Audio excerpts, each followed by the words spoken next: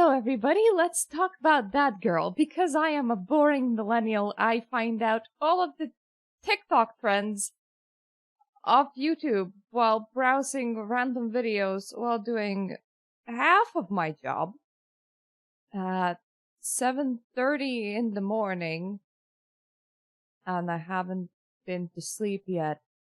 If you don't know, a lot of people struggle with mental health, physical health, the inability to force themselves to do things in a world that is increasingly unfair. And it seems that toxic positivity has taken over TikTok, where everybody tries to eat vegan, exercise, use face masks, get up at 6 a.m., do smoothies, take pictures in the sun. And honestly, that's about it. You meditate, you journal, you get up at like 5 in the morning, you eat vegan food,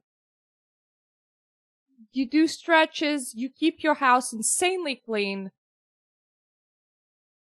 all in attempts to be more productive, with the idea that if you just do all of these things every single day and you force yourself to go through this routine, you will be healthy, you will be productive, you will be able to go through your workday, and your mental health will improve. Here's an issue. People are not templates. Should you eat healthy? Yeah, you probably should eat healthy. Should you exercise? You probably should exercise. Should you be nocturnal? You probably shouldn't be nocturnal, but here's the thing. Finding out what you personally need in life is a journey. The way that your sleep cycle will function can just not match how any other person's sleep cycle functions. It might be ideal that you are nocturnal. It might be ideal that you sleep in 2 segments of 3 to 4 hours each. If you have the ability to listen to your body, you might end up figuring out that you're just not matching anyone in your environment, then you feel attracted to have like a midnight nap and like a midday nap.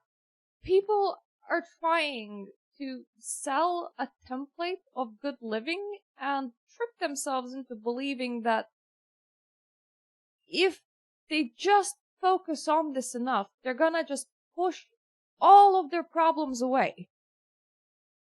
And it will be fine, and that's not how it works. You can be everything to do productive, but if you're miserable because you're not listening to yourself, you're just gonna continue being miserable, but with more bananas on toast. And journaling. If you need to change the job, then changing when you get up in order to exercise before you go into your dead-end job, it's not gonna make you happy. It's not, even if you don't want to focus on happiness, which is, to be fair, valid, we shouldn't really be chasing never-ending endorphin rushes. It's more about chasing contentment, if anything. Even if you're chasing contentment, if you're not gonna address what's making you run away, then no amounts of waking up 2 hours early in order to make yourself cupcakes is gonna help you with this. Not to mention that the people in these videos seem to all be insanely wealthy. When was the last time you took a vacation? When was the last time that you had the ability to make yourself 3 meals a day, meditate, do yoga, do some daily reading, and all of the other shit that these people are doing while also living your life? This is not a healthy template to try and live up to. This is not necessarily an achievable template for majority of people. So when people see these kind of toxic positivity videos and they try to live up to it and they can't, they just end up being a lot more miserable. Accept that life is chaotic. Your space doesn't need to be perfectly clean. You don't owe it to somebody to select a specific day rhythm, and if you can change it to be more like you rather than try to adapt to it, if you have the privilege to do so, do so. You don't need to always spend 2 hours making your own meals. You are allowed to just buy something, and you're allowed to buy something that's fairly cheap if you can't afford all of this shit, whatever it is. You can get off-brand cereal with strawberries in them if you don't want to be cutting fresh strawberries on toast with some sort of smoothie next to it as well, just for morning food. And honestly, the best way to become that girl, which would be a healthy, productive human being, is to probably stop comparing yourself to that girl and start making tweaks to your lifestyle that are uniquely you and that you think might help. Experiment with it. Don't make some sort of really drastic changes. Try to figure out what makes you the most miserable. See what you can do. Oftentimes, there are ways out of the situation that people do not want to consider because they're very extreme, such as moving countries, which is highly risky and can be complex, I understand. Changing jobs and place where you live, to live in a poorer area and to work a poorer job might actually be better for your mental health than to try and chase a high wage in a high cost area instead. It's not about the things that you buy. It's not about the things that you eat or whatever view that you get up to. It's about making the best with what you have, understanding that you can't control absolutely everything in your life, and not comparing yourself to a standard that you just will not reach, because that is not how you function.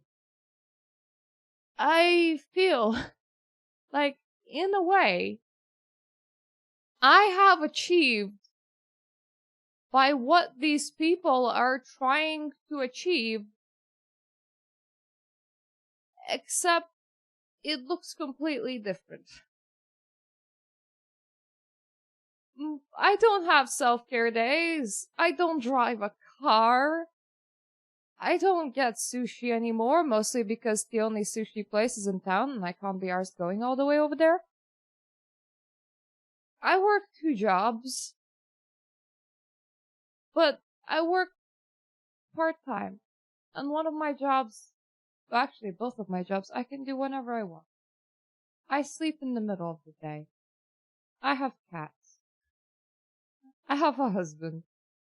I own the place that I live in, and it might not be super decorated, but the decoration's mine. I'm painting the walls slowly by myself with a paintbrush and an amateur way of painting leaves. And you know what? It works because it is a calming activity. It makes me happy, and it is something that is undeniably mine.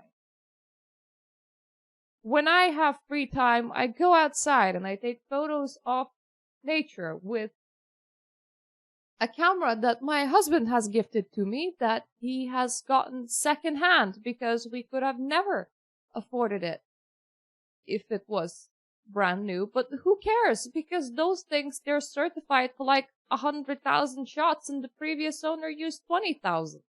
There's a pixel dead or two. I'm not gonna cry about it because it's my hobby.